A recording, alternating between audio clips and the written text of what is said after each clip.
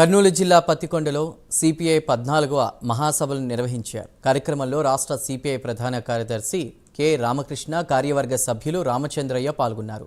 పట్టణంలో భారీ ర్యాలీ నిర్వహించిన అనంతరం బహిరంగ సభలో ప్రసంగించారు. పార్టీ కార్యక్రమాలు, చారిత్రక విజయాలు, భవిష్యత్తులో చేపట్టే కార్యక్రమాల గురించి మాట్లాడారు.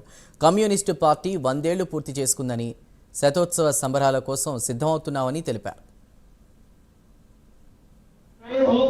బడా పారిశ్రామికవేత్తలు వీళ్ళందరూ కూడా మరి అనేక రకాలుగా అక్రమంగా సంపాదించుకున్న డబ్బులు విదేశాల్లో దాచిపెట్టుకున్నారు. దాన్ని అంతా కూడా తీసుకొచ్చి మన దేశంలో ఉండే ప్రతి ఒక్కరి అకౌంట్ లో 15 లక్షల రూపాయలు వేస్తామన్నాడు. మరి 15 రూపాయలు కూడా వేయలే. ఈ సమస్యనే కాకుండా మరి దేశంలో కులాల మధ్య, మతాల మధ్య చిచ్చు పెట్టి ప్రజలందరూ కూడా చీల్చి దీన్ని ఒక హిందూ రాజ్యంగా మార్చాలని చెప్పి ఆయన ప్రయత్నం చేస్తున్నాడు. మరి ఆ ప్రభుత్వానికి సంబంధించి కేంద్రంలో నరేంద్ర అనుకున్నాడు.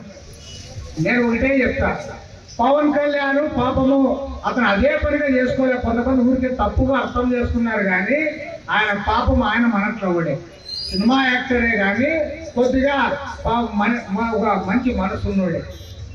పాపం ఎట్లా పెళ్లిళ్ళు చేసుకున్నాడు. అదంతా ఊరికే దాని పెద్ద తప్పు లేదు. అనిపోయి పెద్ద బొట్టు పెట్టుకొని సనాతనవాదం అని లేచినాయి.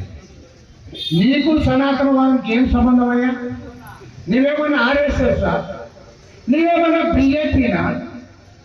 ఆయన ఎవరో బీజేపీ లీడర్ చెప్తా ఉన్నాడు, మాకు బ్రాండ్ అంబాసిడర్ మా తరఫున బాగా ప్రచారం చేస్తా ఉన్నాడని బీజేపీ నాయకులు చెప్తారు. బీజేపీ నాయకుడికి అయితే ఏం పనిలే. నేను ఒకటి చెప్తా ఉదాహరణ, నిన్న సెంట్రల్ మినిస్టర్ బండి సంజయ్ తిరుపతి పోయాడు, టెంకాయ కొట్టాడు, బాగుంది, తప్పులే. పేపర్లు కనపడితే ఏం మాట్లాడాలా? నువ్వు దేశం మంత్రి, దేశ సమస్యలు మాట్లాడు, రాష్ట్ర సమస్యలు మాట్లాడు. ఆయన ఏమంటాడు?